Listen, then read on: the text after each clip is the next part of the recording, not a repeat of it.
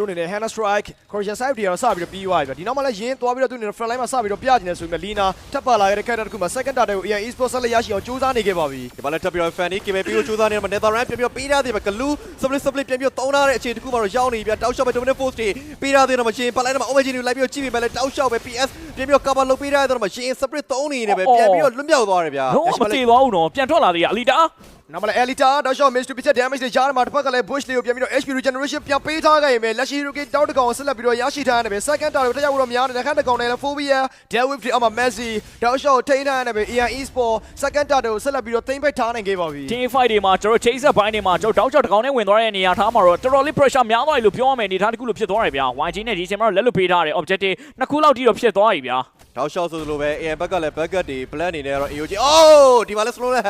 သူရတော်တော်လေးကိုနည်းနေရဗျာတက်တာတဲ့ objective ကိုလည်း AI Esports သူတို့နဲ့ဆက်ပြီးတော့ရရှိထားဖို့ကြိုးစားနေတယ်။နောက်မှလည်း Blink သူရဲ့ devastating damage တွေအမ OM ချင်းတွေတောက်လျှောက်လိုက်ချိနေကြတဲ့ millimeter အပိုင်းခြားတွေမှာတစ်ဖက်ကလည်း hand နဲ့မရရအောင်ယူဖို့တော့စပြီးတော့ကြိုးစားနေခဲ့ပြီဗျာ။ဒီတစ်ခေါက်မှာလည်းနောက်ကနေပြီးရှင်ပပြဝင်လိုက်မလဲတော်တယ်တော့ PS ပဲပြန်ရပြီဗျာတက်ဆိုတော့ပေးရသေးတယ်တော့ PS တောက်လျှောက်ပြန်ပြီး down နေဗျာနောက်မှလည်း Netherland ပြန်ပြီး healer ခဲ့သလို Guardian တွေကြားထဲမှာ Melzi ပြန်ပြီး format လုပ်တယ်ဗျာတောက်လျှောက်မှာ Black ပြန် down နေနေပဲဒီတစ်ခေါက်မှာတက်တယ်ကိုပေးလိုက်ရပြီပဲလေ YG Mayor First Tower နဲ့တူ Hiroki နှစ်ကောင်ပြန်ရသွားပြီဗျာ Hiroki 2 minute တာတဲ့ပြန်လဲထားခဲ့တဲ့ Young Quality Goals သူတို့အနေနဲ့ turning point တစ်ခုတော့ပြန်ပြီးတော့ရခဲ့ပြီတော်လေးမှာရေးပါနေခဲ့တဲ့ Map Control နဲ့ဒီ First Tower advantage တွေအောက်မှာ Mayor First Tower ကိုလည်းဆက်လက်ပြီးတော့ရောက်သွားခဲ့ပါပြီ Shadow Damage ရှိနေတဲ့တစ်ဖက်က Lina တောက်လျှောက်ပုတ်ပေးတဲ့ Magical Damage တွေအောက်မှာ Fanny ဒီလား Moscow ရဲ့လမ်းတစ်ခုကို lane blocking အနေနဲ့ပြန်ပြီးတော့စောင့်နေပါသေးတယ်သွားပြီးပိုင်းပေးလိုက်ပြီတကယ်ကိုပဲဒီနေရာမှာ solution တော့ Elite ရဲ့ damage ကလည်းပြန်ပြီးတော့များလာနေပြီဗျာဟန်ပြန်ပြီးတော့ down ဝိုင်းတော့မှ၄ယောက်အခြေအနေတစ်ခုတော့ AI Esports တင်ပတ်သက်ဆိုင်မှုပြကြိုးစားလာမှာလောက်အတင်းတော့သွားပြီးတော့ force နေပြနားမလဲ stay နေနဲ့တောက်လျှောက်သူ damage တွေပုံနေသေးတယ်တော့မှ Emperor Ever Town နေ shade ပေးထားသေးတယ်ဗျာ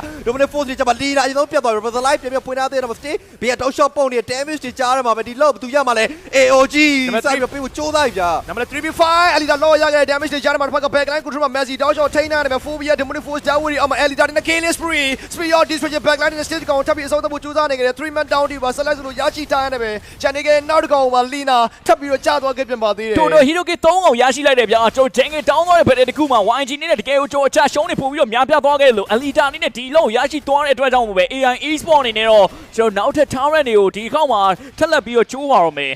Massman နှစ်ကောင်ရဲ့ကြားမှာ idea သွားလာပုံကလည်းကွာဟလာပြီလို့ပြောလို့ရတယ်။တစ်ဖက်မှာလည်း Moscow အနေနဲ့ Window Teacher ပြပြသုံးလာသေးတယ်မှာဆိုတော့လည်းတောက်လျှောက်ပြင်းနေတယ်ပဲ Elita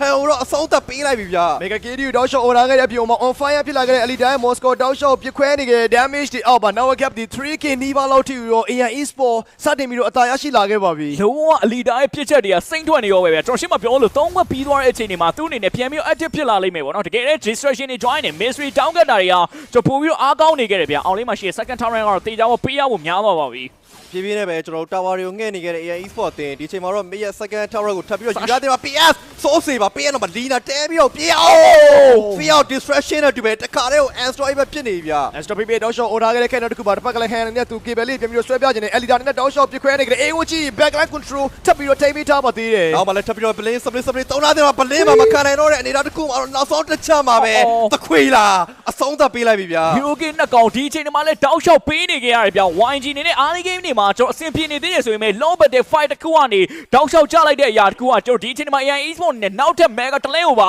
ထပ်မှန်ပြီးတော့ကြောင်းတော့မှာတော့5-3 saturation ပါလာခဲ့တဲ့ Minion Wave ကိုသုံးချဖို့ကြိုးစားတဲ့ hand နဲ့ cable လေးတွေပြန်ပြချင်တယ်ဆိုပေမဲ့ Grania Rusty 6ချက် damage အမ stage အတော်လေးအန်ရများလို့ auto range တွေမှာ AI Esports ပြန်လည်ပြီးတော့ forward သွားခဲ့ပါပြီတောက်လျှောက်ဆိုသလိုပဲ long damage တွေနဲ့ဖြစ်သည်လဲ damage output တွေတော့ပြန်ပြီးတော့ပေးနေခဲ့တယ်ဗျာ Elite ခုနလည်း low ပေါ်တဲ့ချိန်မှာ hand ကျသွားတယ်ဆိုတော့ဒီတစ်ခေါက်မှလည်း low တော့ AI စပြီးတော့တဲ့ပဲကင်းနေရဗျာဒီချက်ခုမှလည်း 5-5 saturation hand နဲ့ mid ကိုတွားကြည့်ဖို့ကြိုးစားတယ် slash pepper နဲ့ backline control နဲ့ Phobia Dominant Force စပြီးတော့ပေးထားသေးတယ်ဗျာ